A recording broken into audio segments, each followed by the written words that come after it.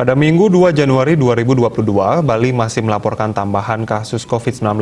Jumlahnya lebih rendah dari sehari sebelumnya yang mencapai 3 orang.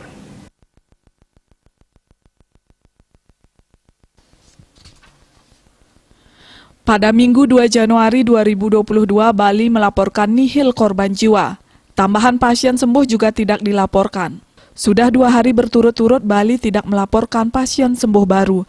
Menurut data Satgas Penanganan COVID-19 Bali, jumlah kasus baru yang dilaporkan sebanyak 1 orang. Kumulatif kasus yang ditangani Bali mencapai 114.393 orang. Tambahan kasus dilaporkan Badung sebanyak 1 orang. 8 kabupaten kota melaporkan nihil tambahan kasus, yakni Jembrane, Tabanan, Karangasem, Gianyar, Bangli, Klungkung, Buleleng, dan Denpasar.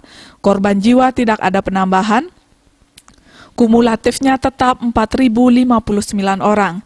Rinciannya 4.053 WNI dan 6 WNA. Pasien sembuh juga tidak ada tambahan.